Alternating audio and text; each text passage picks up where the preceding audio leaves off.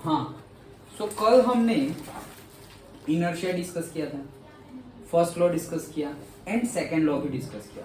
Okay, now कहाँ पहुंचे हम? Third law. यस, आखिरी. सो थर्ड लॉ डिस्कस करते हैं. सेकेंड लॉ उसका यस, तो थर्ड लॉ पर आए हैं. So third law of motion, ध्यान से सुनो.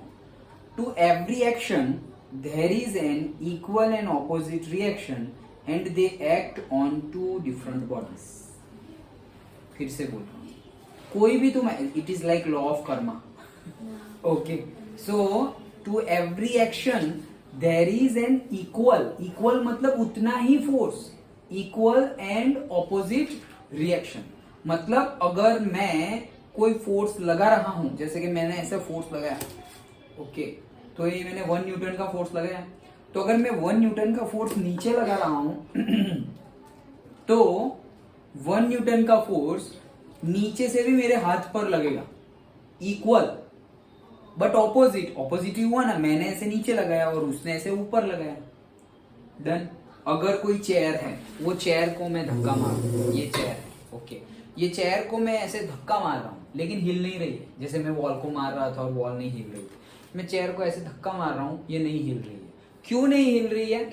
क्योंकि मैं जितना फोर्स लगा रहा हूं, चेयर भी उतना ही फोर्स मुझ पर लगा रही है. तो बैलेंस फोर्स है. बैलेंस फोर्स होता तो कैसे हो पाएगा? तो हर बार तुम फोर्स लगाओगे और रेस्ट वाली बॉडी मोशन में आ जाएगी, ऐसा नहीं होगा. हर बार ऐसा नहीं होगा. जैसे हम वॉल पे फोर्स लगाते जाओ तो वॉल मोशन में आती है क्या? नहीं. ओके, हाँ, लेकिन उसकी ये जो पोजीशन है, स्टेट ऑफ रेस्ट जो है, वो हम चेंज तो कर सकते हैं क्या? बहुत ज्यादा फोर्स लगाए तो. हाँ, अनबैलेंस, बहुत ज्यादा फोर्स, एक्सट्रीमली. जैसे कोई ट्रैक्टर आए और ऐसे करके आ जाए, एक्सीडेंट हो जाए, कोलाइड हो जाए डायरेक्टली, तो वॉल टूट जाएगी. तो उसकी पोजीशन ऑफ रेस्ट चेंज हो गई. ओके, हमने सपोज ड्रिलिंग मशीन ले लिया. ड्रिलिंग मशीन, तो ड्रिलिंग मशीन में कैसे जूम करके ऐसे हम डाल दे, तो वो फोर्स लग रहा है, तो वो तो हम उसके अंदर, लेकिन पूरी की पूरी वॉल तो चेंज नहीं हो रही. ओके, तो उसमें उसकी जो स्टेट ऑफ रेस्ट है वो तो चेंज नहीं हो रही है.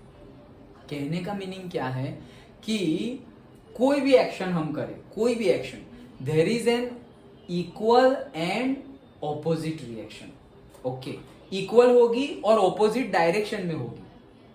जैसे कि नहीं बोलते टीट फॉर टैट, वैसा. ओके, जैसे को तैसा, टीट फॉर टैट, मतलब जैसा आया वैसा ही वापस भेज दिया.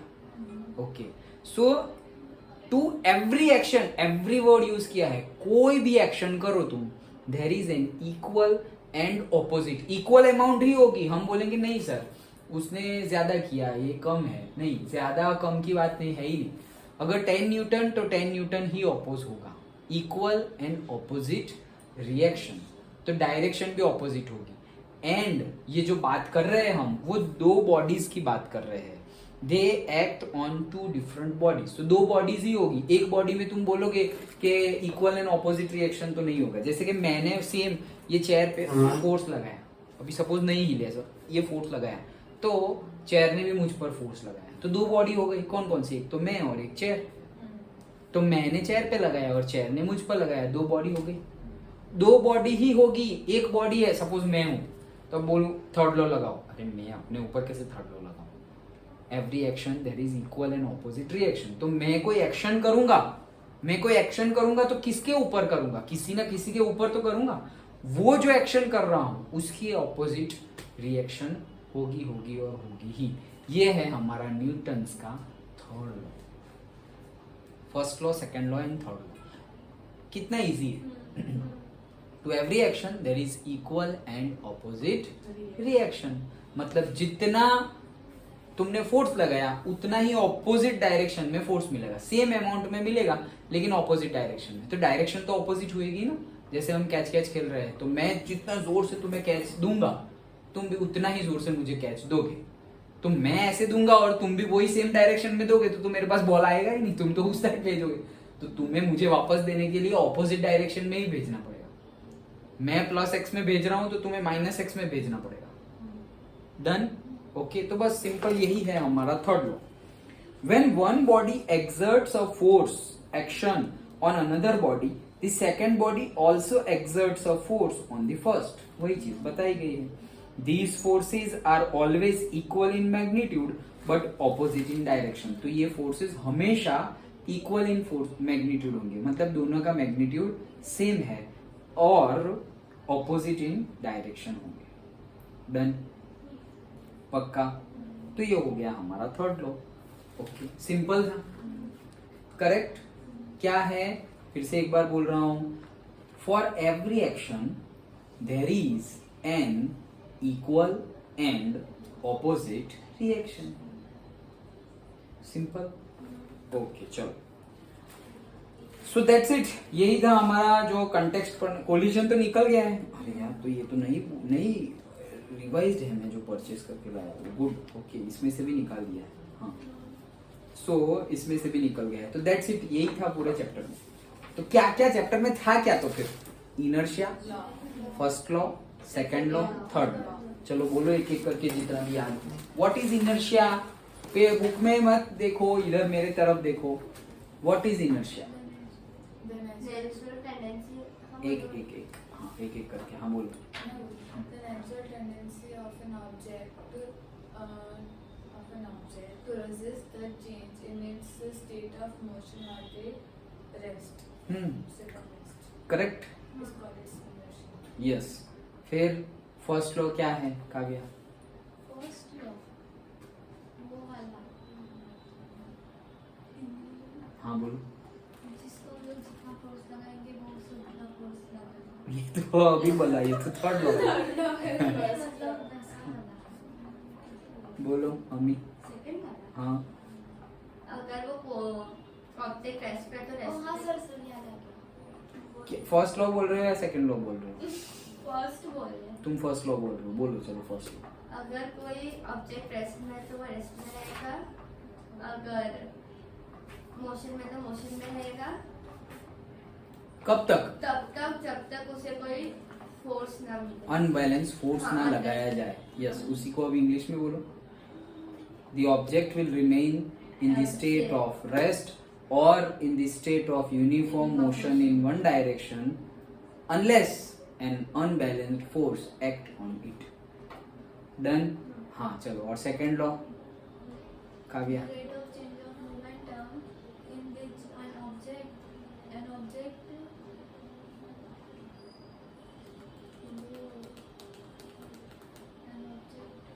फॉर्मूले याद करो, उसके ऊपर से बोलो. क्या था? Delta. Delta T PP. Delta P उसके नीचे T is equal to I. नहीं तो F force. तो ऐसे सही है. घर से पढ़ के आने को बोला था. हाँ बोलो वैसे. कौन सा? Second law. The rate of change of momentum is directly proportional to the force in the direction of force. हाँ. Delta P by delta T is proportional to F.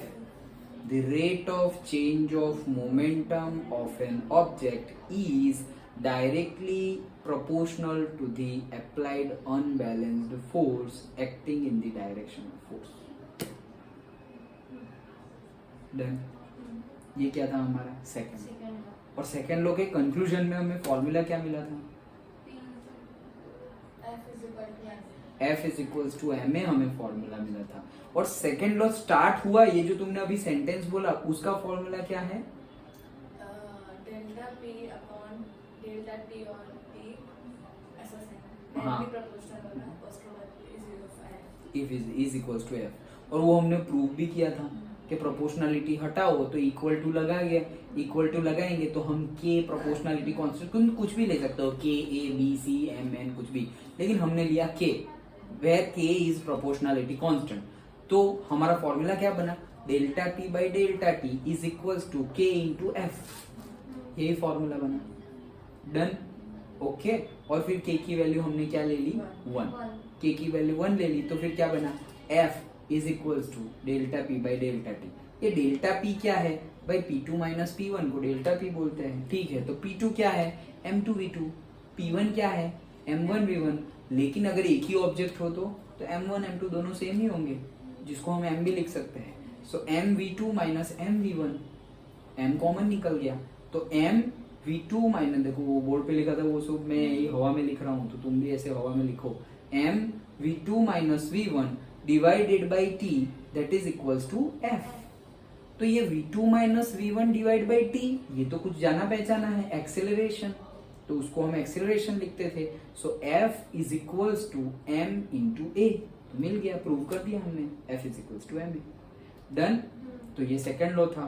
Third law आज देखा, वो क्या क्या देखा?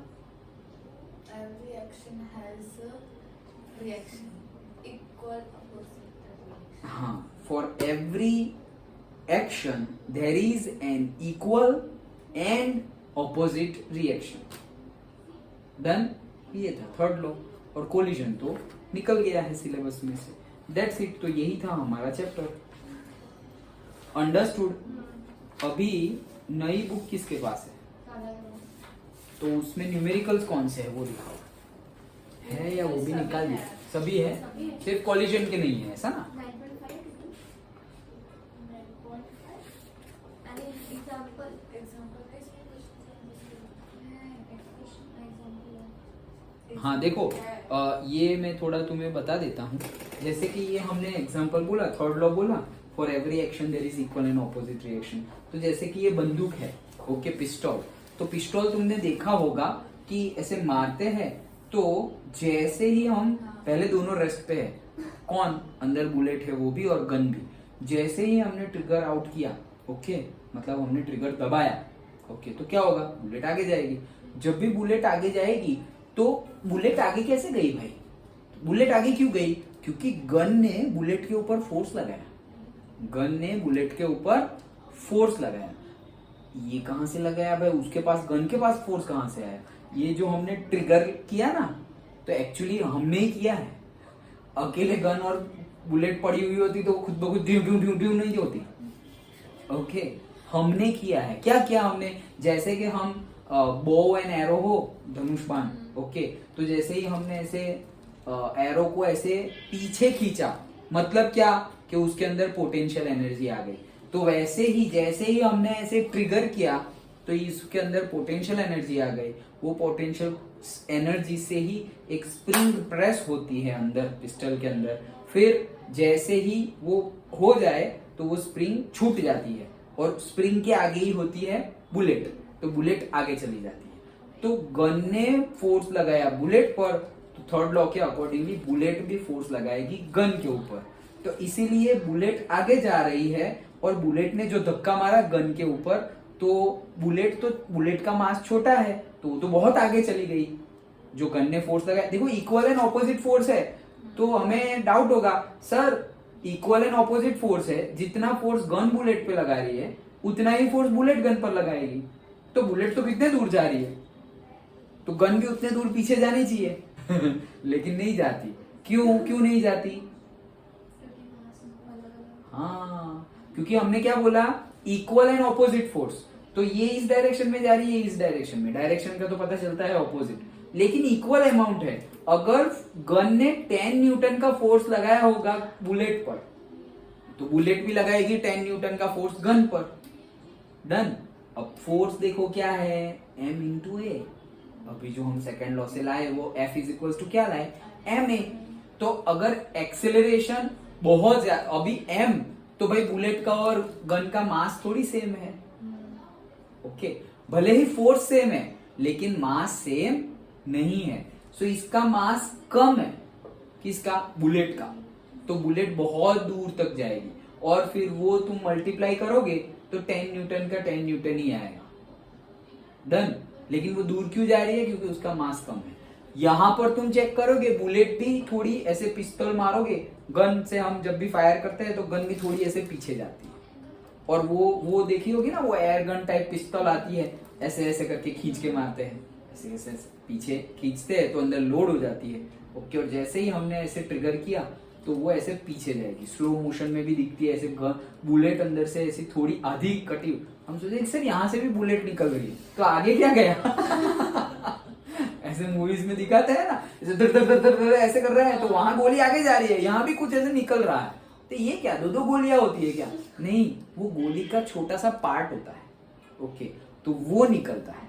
मेन गोली, main bullet तो आगे ही जाती है, ओके। सो यहाँ भी ऐसे बुलेट निकल रही है और वो जो गन का पार्ट है वो पीछे आता है, तो उसका मास ज्यादा है, इसीलिए वो थोड़ा ही दूर जाती है, मतलब गन सिर्फ इतना दूर गई और बुलेट बहुत दूर गई। क्यों? क्योंकि उसका मास कम था।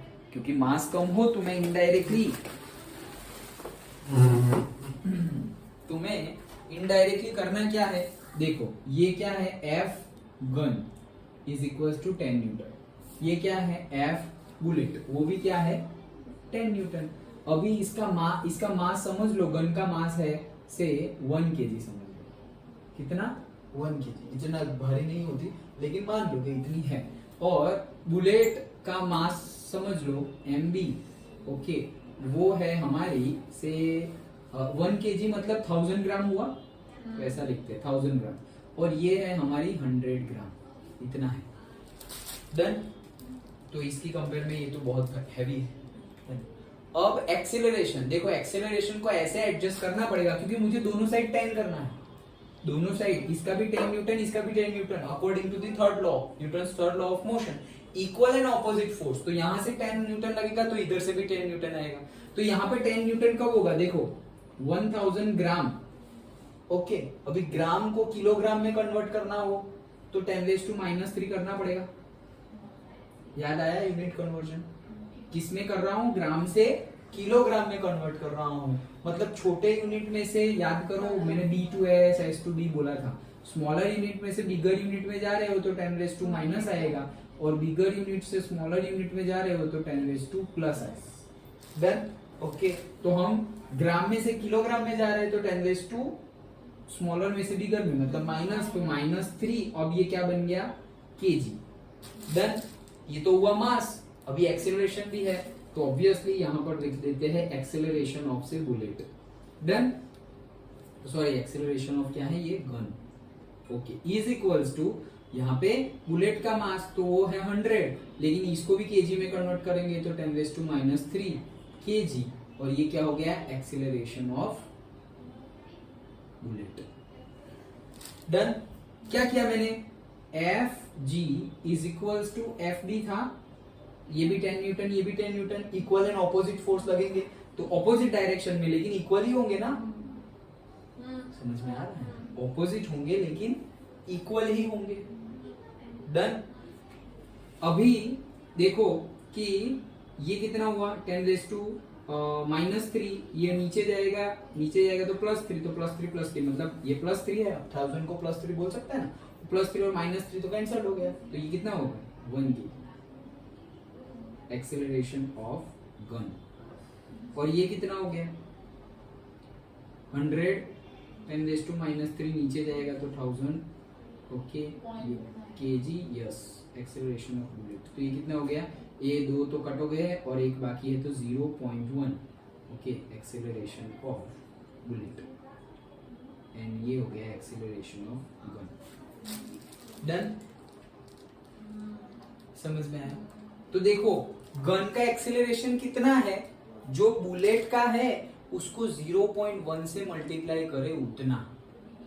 तो बुलेट का एक्सेलरेशन, मान लो कि बुलेट का एक्सेलरेशन है हमारा 10 मीटर पर सेकेंड स्क्वायर, तो अगर ये 10 है तो 10 से मैं 0.1 को मल्टीप्लाई करूंगा तो क्या हो जाएगा, 10 0.1 को 1/10 लिख सकते हैं, ओके, तो ये तो 1 हो गया। तो अगर बुलेट 10 मीटर पर सेकेंड की स्पीड से आगे बढ़ रही है, एक्सेलरेशन से, स्पीड नहीं, 10 मीटर पर सेकेंड के स्क्वायर के एक्सेलरेशन से बुलेट आगे बढ़ रही है, तो गन कितने एक्सेलरेशन से पीछे बढ़ेगी, only 1 metre per second square. समझ में आया? ये तो मैंने रफ एग्जांपल लेके बताया, लेकिन समझ में आया ना क्यों ये ज्यादा होता है ये कम होता है। उसका मास ज्यादा है तो फिर उसका एक्सेलरेशन भी कम होगा, और उसका मास कम है तो उसका एक्सेलरेशन ज्यादा होगा। इन शॉर्ट तुम्हें तो दोनों साइड 10 न्यूटन आना चाहिए। समझ में आया? फिर ऐसा ही एक दूसरा एग्जांपल तुम्हारी बुक में गिवन है, वो है ये वाला नाव वाला, कि जैसे ही हम बोट पर है, ओके, बोट पर ऐसे खड़े हुए हैं ये जमीन है और यहाँ पे पानी है और पानी के ऊपर बोट है। ओके, तो हम ऐसे जंप करके जमीन पे जाना चाह रहे हैं। ओके, तो ऐसे जंप किया तो हम जंप कैसे करते हैं? ऐसे करके जंप। कैसे? ऐसे करके। तो मतलब हम बोट को धक्का मार रहे हैं। हम क्या कर रहे हैं? बोट को धक्का मार रहे हैं। करेक्ट? कैसे जाना? जैसे अभी बोट नहीं है, जमीन ही है, ऐसा समझो। तो मैं जंप भी करूंगा तो कैसे करूंगा? ऐसे करके। तो मतलब जब भी तुम जंप करो, ऑब्जर्व करो अपनी बॉडी को। हम क्या कर रहे हैं? जमीन पे धक्का मार रहे हैं। ये फ्लोर पे मैं ऐसे ऐसे करके जंप कर रहा हूँ, स्लो मोशन में बता रहा हूँ। ये समझ में आ रहा है? ओके, तो हम फोर्स लगा रहे हैं किसके ऊपर? जहां पे हम खड़े हो, जमीन पे खड़े हो तो जमीन के ऊपर, बोट पर खड़े हो तो बोट के ऊपर हम फोर्स लगा रहे हैं। तो हम फोर्स कौन सी डायरेक्शन में लगा रहे हैं? कि मैं ऐसे करके जंप कर रहा हूं, तो मैं इस डायरेक्शन में जमीन पे फोर्स लगा रहा हूं, इस डायरेक्शन। मैं जमीन पे इस डायरेक्शन पे फोर्स लगा रहा हूं, जमीन भी मुझे ऑपोजिट डायरेक्शन में फोर्स लगाएगी। डन। थर्ड लॉ, तो जितना फोर्स मैं लगा रहा हूं जमीन के ऊपर, उतना ही जमीन भी मेरे ऊपर फोर्स लगाएगी। तो जमीन का मास तो बहुत ज्यादा है, वो तो खिसकने वाली है नहीं। मेरा मास जमीन की, अर्थ की कंपेयर में तो बहुत कम है, इसलिए मुझे थोड़ा जंप मिल जाता है और मैं आगे बढ़ता हूं। समझ में आया? नहीं तो मैं आगे नहीं बढ़ता। लेकिन आगे क्यों बढ़ा? क्योंकि जमीन को भी आगे बढ़ना चाहिए, वो नहीं बढ़ी और मैं क्यों आगे बढ़ गया? क्योंकि जमीन का मास मतलब अर्थ का मास, तो अर्थ का मास मेरी कंपेयर में तो खतरनाक वाला है और मेरा तो उसके रिस्पेक्ट में कुछ है ही नहीं। तो वो तो उसने थोड़ा भी लगाया ना तो भी मैं आगे चला जाऊंगा। समझ में आया? ओके, तो अगर जमीन पे हम जंप करके आगे जा रहे हैं तो जमीन भी हमारे ऊपर फोर्स लगाएगी। कौन? कौन बे? हाँ, बन जी।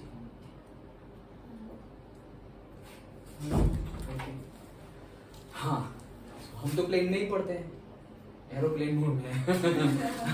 ओके, चलो। सो जमीन पे खड़े हो तो जमीन पे फोर्स लगेगा, और अगर बोट पे खड़े हैं तो बोट पे फोर्स लगाएंगे। तो बोट पे फोर्स लगाएंगे ना तो बोट पानी के अंदर और चली जाएगी। ऐसे बोट पे से ऐसे करके जंप करके जा रहे हैं तो पानी के अंदर चली जाएगी। क्यों? क्योंकि जब जमीन पे जब हम फोर्स लगा रहे तो जमीन का मास तो हमारी कंपेयर में बहुत ज्यादा है, इसलिए वो मूव नहीं कर पाती। लेकिन बोट का इतना ज्यादा नहीं है जितना जमीन का ज्यादा है, तो बोट थोड़ा तो पानी के अंदर जाएगी और हम आगे चले जाएंगे। तो वो भी एप्लीकेशन है equal and opposite force. Third law, understood? Simple है। ओके, तो ये बताया था फिगर में, इसलिए मैंने बताया तुम लोगों को। देन न्यूमेरिकल अभी डिस्कस कर लेते हैं जो एग्जाम में पूछे जाएंगे और तुम्हें आने चाहिए। तो कहाँ है न्यूमेरिकल? यहाँ पे एक भी नहीं है क्या? एक दो कहाँ? ये देखो क्या बोल रहे हैं, ध्यान से। अ कांस्टेंट, इसमें भी होंगे ना, तो मैं फिर तुम्हें बुक दे दूं तो तुम बुक में देख पाओ।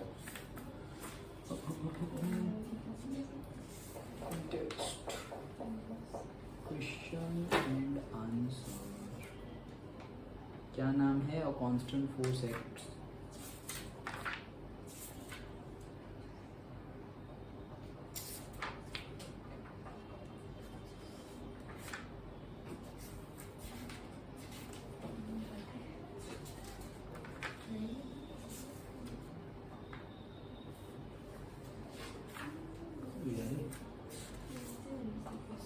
ये रे कांस्टेंट, हाँ लिखा हुआ है, ये लो काव्या। हाँ, तो देखो क्या है, a constant force acts on an object of mass 5 kg for a duration of 2 seconds। 2 second के लिए एक कांस्टेंट फोर्स लगता है। देखो पहले तो आइडेंटिफाई करो कि कौन सा लॉ लगाओगे, फर्स्ट लॉ, सेकंड लॉ या थर्ड लॉ, क्योंकि वही तो पढ़ा है चैप्टर में, और क्या पढ़ा है। ओके, अभी फर्स्ट लॉ के लिए तो तुम्हारे पास कुछ है ही नहीं। हाँ, फर्स्ट लॉ के लिए कहाँ कुछ फॉर्मूला है? वो तो सिर्फ तुमने बोला कि हाँ भाई जब तक फोर्स नहीं लगाया तब तक रेस्ट पे है तो रेस्ट में, और मोशन में तो मोशन में। ठीक है, सेकंड के लिए फॉर्मूला है और थर्ड के लिए फॉर्मूला है क्या? थर्ड के लिए फॉर्मूला नहीं है, लेकिन तुम ऐसा बोल सकते हो कि इक्वल एंड ऑपोजिट फोर्स, मतलब ये फोर्स जितना है तो अगर दूसरा नहीं दिया होगा तो हम मान लेंगे कि दूसरा भी उतना ही होगा और ऑपोजिट डायरेक्शन में होगा। डन? ओके, चलो सो देखते हैं क्या बोल रहे हैं. A constant force acts on an object of mass 5 kg. एक मास है, एक ऑब्जेक्ट है जिसका मास है 5 kg. उसके ऊपर फोर्स लग रहा है, कांस्टेंट फोर्स से F लग रहा है. कितने टाइम के लिए? 2 सेकंड के लिए लग रहा है. ठीक है. It increases the objects velocity. देखो क्या बोल रहे हैं, इट इंक्रीजेस मतलब बढ़ा रही है, इंक्रीजेस मतलब बढ़ाना. तो वो उसकी वेलोसिटी बढ़ा रही है from 3 metre per second to 7 metre per second. ये सेंटेंस से एक चीज तो पता चल जाती है कि ऑब्जेक्ट स्टेट ऑफ रेस्ट में था या स्टेट ऑफ मोशन में था. फिर से पढ़ता हूं. A constant force acts on an object of mass 5 kg for a duration of 2 seconds. It increases the object velocity from 3 meter per second to 7 meter per second. तो object motion में था या रेस्ट में था? Motion में था. Correct. क्यों? क्योंकि उसकी वेलोसिटी फोर्स लगने से बढ़ी. अरे बढ़ी कब? जब पहले से कुछ होगी तभी तो बढ़ेगी, नहीं तो फिर रेस्ट पे तो जीरो होती है. डन. ओके, मतलब मोशन में था. ठीक है. तो पहले कितना है भाई? यू बोलते हैं हम इनिशियल से यू 3 मीटर पर सेकेंड और से वी कितना है? 7 मीटर पर सेकेंड. तुम v1 v2 बोल दो या u और v बोलो, जैसे भी. हम मोशन में uv लिए थे तो हम uv लेते हैं. ओके. फिर आगे find the magnitude of the applied force. भाई अप्लाइड फोर्स का मैग्नीट्यूड फाइंड करो, f फाइंड करो, ऐसा बोला है. देन बस इतना है, कुछ है आगे? है. ओके रुको.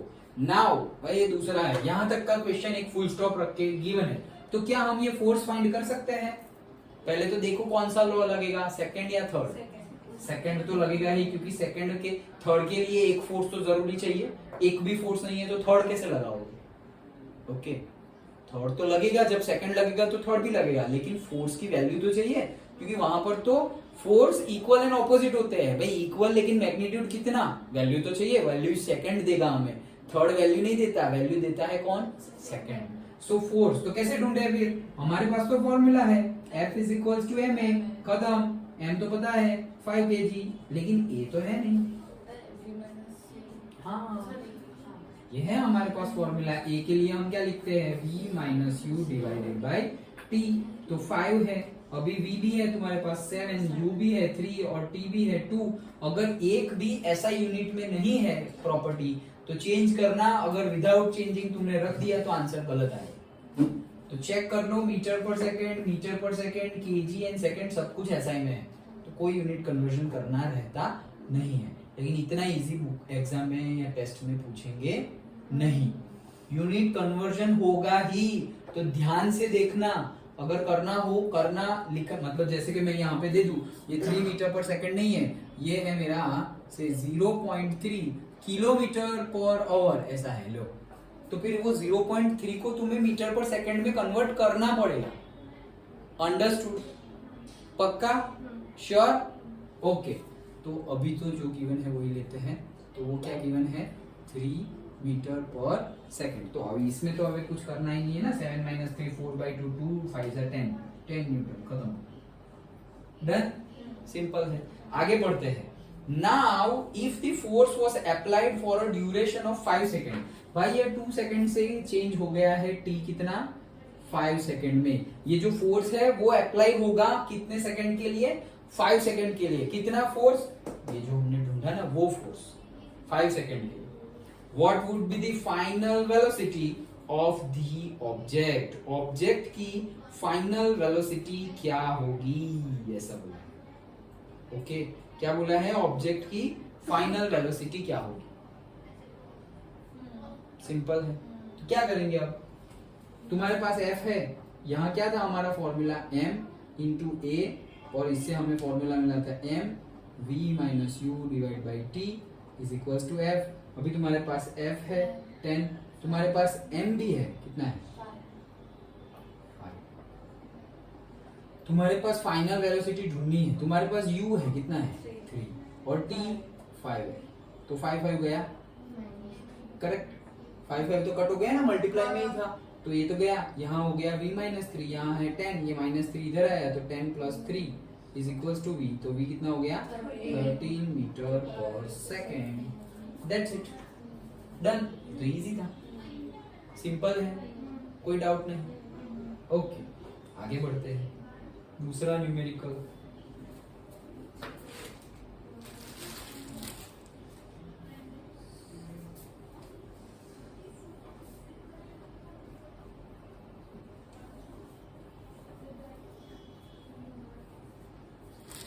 चलो दूसरे न्यूमेरिकल में कहाँ गया ये, विच वुड रिक्वायर, यही है ना? हाँ हाँ, तो क्या बोल रहे हैं, which would require a greater force accelerating, मतलब किसको ज्यादा फोर्स चाहिए। एक्सिलरेटिंग 2 kg मास, देखो क्या है, एक 2 kg मास वाला ऑब्जेक्ट है eight 5 metre per second square, और दूसरा 4 kg मास वाला object 2 metre per second square है। चलो सोचो किसको ज्यादा चाहिए, कैसे फाइंड करें। क्या बोल रहे हैं, किसको, which would require greater force. ये एक ऑब्जेक्ट है जिसका मास ये है, एक्सेलरेशन ये है, ये दूसरा ऑब्जेक्ट है जिसका मास ये है, एक्सेलरेशन ये है, किसको ज्यादा, which would require greater force, किसको, कौन, मतलब विच वुड, फिर से पढ़ता हूं, which would require greater force accelerating, मतलब एक्सेलरेशन करने के लिए किसको ज्यादा फोर्स चाहिए, ऊपर वाले को। कैसे? 5 to the 10, 4 to the 8. Correct, ये क्या गिवन है, m, ये क्या गिवन है, एक्सेलरेशन, ये भी m है, ये भी a है, सो m इंटू a, f आ जाता है, तो f हो गया यहाँ पे 10 न्यूटन, f हो गया यहाँ पे 8 न्यूटन, सिंपल। तो न्यूमेरिकल कर रहे हैं ना, यहाँ ऊपर तो रहेगा नहीं, लेकिन ये छोटा पड़ेगा।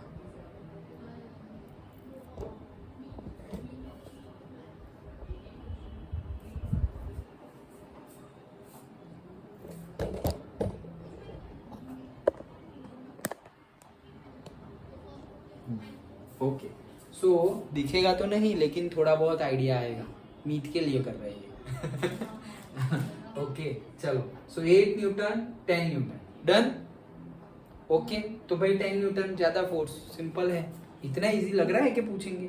मुझे नहीं लग रहा पूछेंगे। आप पूछोगे ना? हाँ मैं पूछूंगा। आप हमारे स्कूल तक नहीं पूछोगे। चलो नेक्स्ट, मोटर कार वाला है, राइट? हाँ चलो तो पढ़ते हैं। अ motor car is moving with a velocity of 108, देखो किलोमीटर पर आवर। यहीं पे ऐसे स्ट्राइक हो जानी चाहिए कि भाई इन लोग ने ऐसा यूनिट नहीं दिया। क्यों? क्यों किसी को? अच्छा चलो, सो कहाँ गया मोटर कार, ये रहा motor car. So a motor car is moving with a velocity of, भाई मूव कर रहा है वो वेलोसिटी से, तो फिर and it takes this much, तो मैं u लिखता हूँ, u is equals to 108 kilometre per hour है।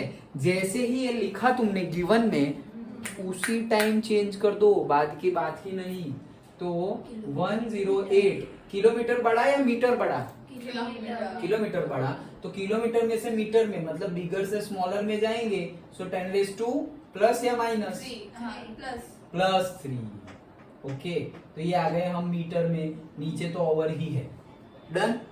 अभी नीचे भी सेकंड में लाते हैं, तो 108 इंटू 10⁻3, अभी नीचे है तो हम भी नीचे लिखेंगे।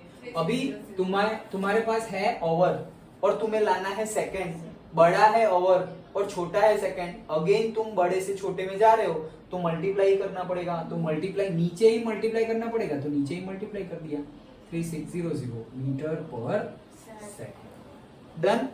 इतना हुआ, तो ये 10⁻3 का हटा दो 3, तो 2 गए, एक रहा है, ये 2 गए। अब ये 1080 करें या इसको थोड़ा और करें, 108 को आधा करते हैं तो वो हो जाएगा 54, इसको आधा करें तो वो हो जाएगा 18, 18 3 जा 54, तो हो गया ना 30 मीटर पर सेकंड, डन। ओके, फिर आगे बढ़ते हैं, चलो। And it takes 4 second to stop after it brakes are applied, भाई ब्रेक अप्लाई कर दिए, इस स्पीड से जा रहे थे, इस स्पीड से कार जा रही थी और ब्रेक अप्लाई कर दी, ओके आवाज भी आई। और अब 4 सेकंड तक तो गाड़ी रुकेगी ही नहीं, क्यों, इतनी स्पीड से जा रही है, तुरंत थोड़ी रुक जाएगी। ओके, सो टाइम कितना है 4 सेकेंड, सेकंड। लेकिन 4 सेकेंड के बाद तो स्टॉप हो गई। देखो पढ़ता हूं फिर से, it takes 4 second to stop after the brakes applied. भाई गाड़ी स्टॉप में हो गई है तो v कितना हो गया, 0। वेरी गुड, ऐसे समझ समझ के गिवन लिखते रहो। Then calculate the force exerted, फिर से calculate the force exerted by the brakes on the motor car. ओ देखो, calculate the force exerted by the brakes on the motor car if its mass along with the passenger is 1000 kg। Okay, क्या 1000 kg मास है, ठीक है कोई बात नहीं। Okay, हमें F फाइंड करना है। ओके, लेकिन कौन सा F फाइंड करना है, हमने ब्रेक लगाई तो फ्रिक्शन फोर्स लगेगा, मतलब वही ब्रेक ने ही लगाया ना। ओके, तो ब्रेक ने कार के ऊपर कितना फोर्स लगाया होगा, ओके वो फाइंड करना है। तो F इज इक्वल टू तो होता है हमारा m इंटू ए, की तो फॉर्मूला है यार। ओके, देन m, a को लिखेंगे again v minus you divided by t। m मुझे गिवन है 1000 kg, तो मास के लिए तो kg ही है ऐसा ही, तो कोई यूनिट कन्वर्जन की जरूरत नहीं है। v कितना है 0, u कितना है 30, t कितना है 4। ये नीचे है तो इसको मैं ले लेता हूँ 250 4 जा 1000, 250 250, ओके दैट इज 250। सो 250 4 जा 1000। ओके, अब ये तो 0 है तो ये तो -30 हो गया, तो आंसर आएगा माइनस में। सो क्या है 253, ये तो 0 है तो उसको तो गिनना नहीं है। 250 30, तो 25 3 जा होता है 75, 1 0 2 0, तो ये हो गया हमारा माइनस आया आंसर। क्यों, क्योंकि ये माइनस था। ओके, तो माइनस आंसर इसलिए आया, तुम्हें ये आंसर लिख देना है और फिर लिखना है the minus sign indicates that brakes applied force on the car in the opposite direction of the motion, that's why minus sign आया है, क्योंकि इक्वल एंड ऑपोजिट फोर्स लगता है। Done. Okay, so that's it. देखो इसमें क्या लिखा हुआ है, मैं पढ़ता हूं। The negative sign tells us that the force exerted by the brakes is opposite to the direction of motion of the motor car। वही तो बोला मैंने भी। डन, सिंपल है। ओके, और है क्या कोई, क्या है? The force of 5 Newton। अच्छा चलो, सो वो देखते हैं। है ना,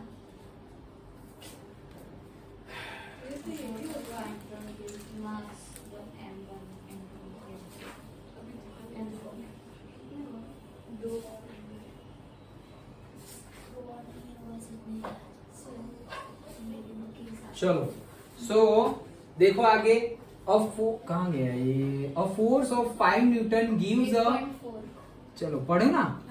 A force of 5 Newton gives a mass m1 and acceleration of 10 metre पर सेकंड। अच्छा देखो, मेरा एक f1 है जिसकी वैल्यू है 5 न्यूटन और वो m1 पे लग रहा है, और उसके लिए a1 है मेरा 10 मीटर पर सेकंड का square, and a mass m2, भाई दूसरा भी एक ऑब्जेक्ट है m2, ऐसा ही यूनिट है, नो चेंज। अच्छा m2 and acceleration a2 is equals to 20 metre, ऐसे ही पढ़ते पढ़ते तुम्हें गिवन लिख देना है 20 मीटर पर सेकेंड स्क्वायर। ठीक है, अब क्या पूछ रहे हैं, what acceleration would if give, it's a what acceleration would it give if both the masses were tied together। क्या बोला है कि एक मास है, समझो क्वेश्चन को, एक मास है, ये छोटा सा m1 मास है, उस पे अगर मैं 5 न्यूटन का फोर्स लगा रहा हूं, a force of 5 Newton gives a mass m1 and acceleration this and a mass m2 is this, मतलब भाई इस पे भी लग रहा है। हाँ, F2 भी क्या है, 5 न्यूटन ही है। समझ में आया? दोनों पे सेम ही लग रहा है। फिर से पढ़ रहा हूं, a force of 5 Newton gives a mass m1 and acceleration of this and a mass m2 of this।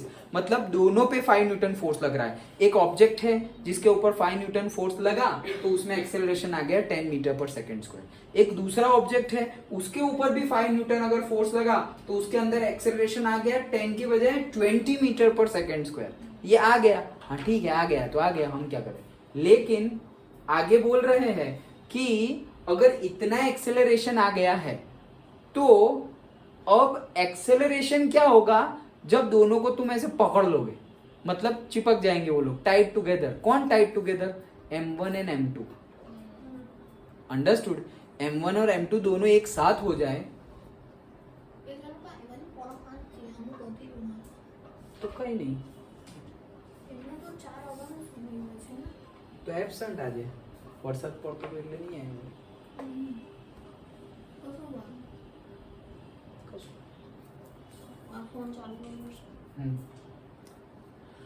देखो तो पहले तो ये m1 m2 कितना है वो फाइंड कर ले हम। क्वेश्चन क्या पूछा है हमें, अगर m1 और m2 दोनों को एक साथ बांध दे हम टाइट टुगेदर तो एक्सेलरेशन कितना होगा, ऐसा पूछा है, ऐसा पूछा है। लेकिन m1 और m2 पता तो होना चाहिए, तो यहां से पता चल सकता है क्या, अगर 5 न्यूटन होगा F is equal to ma, तो ये अगर 5 है तो m कितना है m1, तो a कितना है 10, तो m1 कितना हो जाएगा 5/10, दैट मींस कितना हो जाएगा 1/2, और 0.5 कितना है kg। और यहाँ पर भी सेम कि भाई 5 न्यूटन का फोर्स लगेगा, m2 है और एक्सेलरेशन है 20, सो m2 हो जाएगा, ये 20 नीचे आएगा तो 5/20, 5 4 जा 20, 1/4 मतलब 0.25 kg। डन, सिंपल है। अंडरस्टूड? m1 m2 दोनों समझ में आ गया कैसे फाइंड किया हमने। सिर्फ m1 और m2 F is equal to m, कोई बात नहीं, यहाँ से आता हमने सिर्फ, हाँ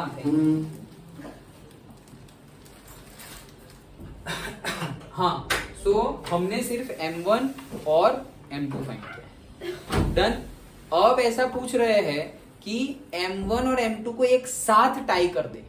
ओके, m1 और m2 को एक साथ टाई कर दे तो क्या होगा, तो देखो दोनों को साथ टाई कर देते हैं तो m1 और m2 कितना है 0.5 और 0.25। ओके, तो m1 प्लस m2 कितना हो जाएगा, करेक्ट 0.75 kg। डन। अब एक्सेलरेशन कितना होगा, अरे वो देख लो ना, तो F is equal to ma, again F तो उतना ही है 5, ओके, डिवाइडेड बाय मास कितना हो गया 0.75, एक्सेलरेशन यहाँ होगा तो 575, इसको लिख सकते हैं 75/100, ओके, 2 पॉइंट है तो 2 0 आएंगे, इज इक्वल्स टू a। तो भाई कितना होगा 25 3 जा 75 होता है और 25 4 जा 100 होता है, तो 5 4 जा 20/3 मतलब 6 पॉइंट समथिंग। ओके, क्या आया 20/3 इज इक्वल्स टू एक्सेलरेशन, तो 3 6 जा 18, ओके, और फिर 2 0 वापस 3 6 जा 6.66, हाँ हाँ मतलब वही आएगा 66666।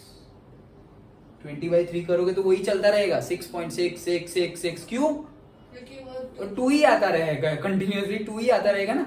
18 20 में से 18 जाएंगे 2, फिर 2 0, फिर वापस 6 जा 18, 2 0 18, 2 0 18, तो 6 6 6 6 ही आता रहेगा। तो अगर रफली तुम्हें राउंड ऑफ करना हो तो वो हो जाएगा 6 7, राउंड ऑफ करना हो तो ऐसा हो ना, तुम्हें मैथ्स में आएगा और थोड़ा आगे भी आएगा, तो इसको हम ऐसे बार लिख देते हैं, मतलब क्या, वो कंटिन्यूअसली आगे बढ़ रहा है।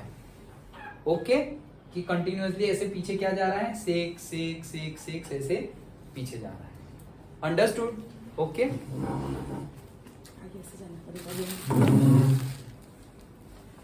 ओके, हाँ या ना, ओके चलो, सो हमारा ये आंसर आ गया।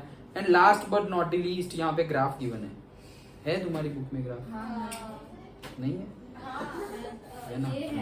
चलो, सो ग्राफ तो मैं तुम्हें बुक में ही समझा देता हूँ, लाओ क्या है, पढ़ो ग्राफ पढ़ो।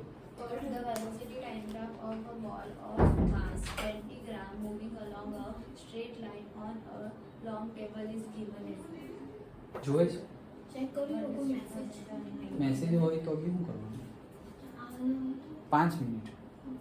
ओके सो देखो पहली बात जो तुमने नोटिस की क्या मास ग्राम में गिवन है तो चेंज करना पड़ेगा। नहीं डायन कर सकते हैं ना। हाँ मतलब डाइन में फिर न्यूटन ला मतलब फोर्स आएगा। ओके फिर सब कुछ फिर तुम्हें वही लेना है। ओके सीजीएस सिस्टम तो हम ऐसा ही फॉलो करेंगे क्योंकि वो आंसर भी हमेशा ऐसा ही में ही लाएंगे लास्ट यहाँ पे आंसर। सेंटीमीटर पर सेकंड है वेलोसिटी तो उसको रखते हैं ना। वेलोसिटी हाँ देखो इन्होंने सेंटीमीटर पर सेकंड में गिवन की है। तो फिर हाँ ठीक है तो रहने दो कोई बात नहीं। हम आंसर मतलब जो तुम लास्ट आंसर लिखोगे तुम्हारे यूनिट के अकॉर्डिंगली आएगा यूनिट। जैसे तुमने मास और एक्सेलरेशन जो यूनिट में लिए होंगे उसके अकॉर्डिंगली तुम्हारा फोर्स का यूनिट बनेगा। अंडरस्टूड? ओके फोर्स का यूनिट उसके अकॉर्डिंगली बनेगा। चलो सो क्या बोल रहे हैं ग्राफ में ये तो बोल दिया है। How much force does the table exerts on a ball to bring it to rest कि भाई रेस्ट पर आने के लिए कितना फोर्स अप्लाई करना पड़ेगा। तो देखो तुम फोर्स कितना अप्लाई करने का पड़ेगा वही पूछा है मतलब एफ पूछा है। एफ पूछा है मतलब एम ए लगेगा। तो एम और ए है क्या तो देखो ग्राफ में एम तो स्टेटमेंट में ही गिवन है 20 ग्राम। अभी देखो अगेन फोर्स पूछा है तो तुम्हारा डाइन में आएगा आंसर। इससे अच्छा है न्यूटन में ले आओ।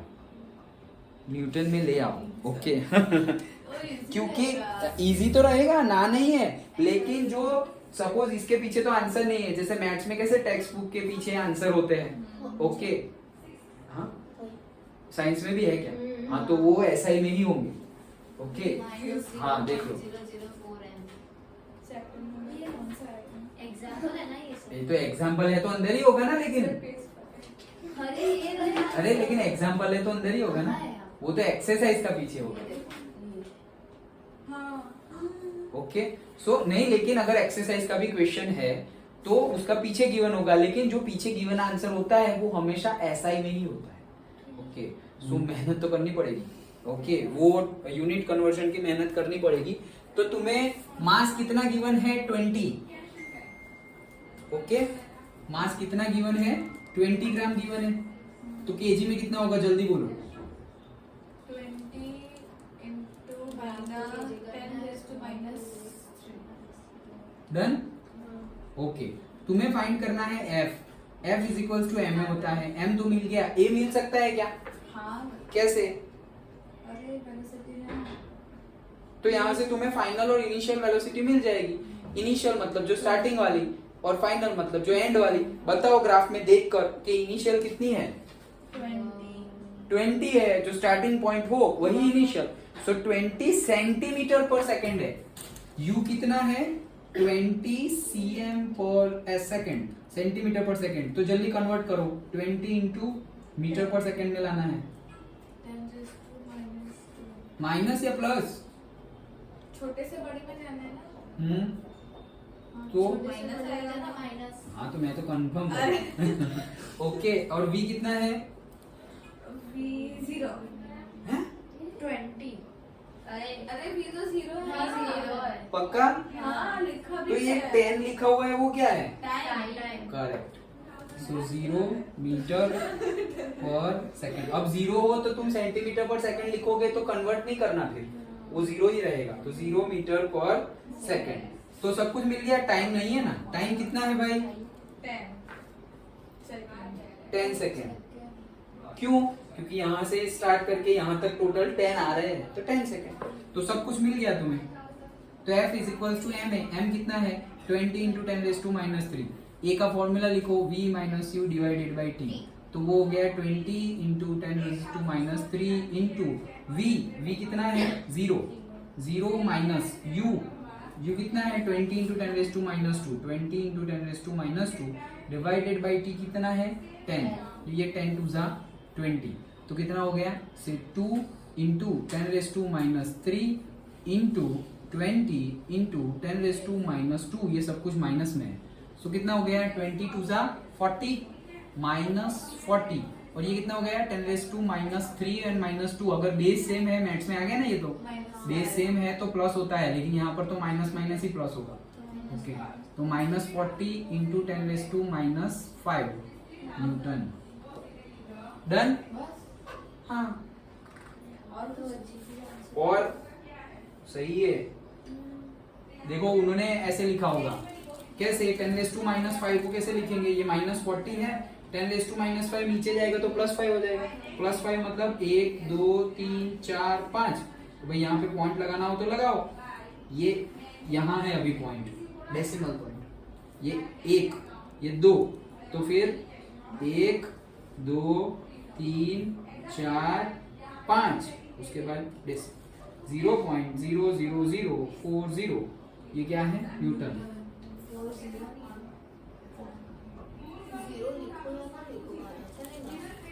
कैंसिल कर दो ऊपर नीचे। तुम ये आंसर लिखोगे तो भी चलेगा और ये लिखोगे तो भी चलेगा। डन। ओके तो कंप्लीटेड चैप्टर पक्का। अब तुम्हारे लिए होमवर्क क्या है पता है, in text question and exercise question अच्छे से कर लेना, हो गए ही ना तो क्या बात कर।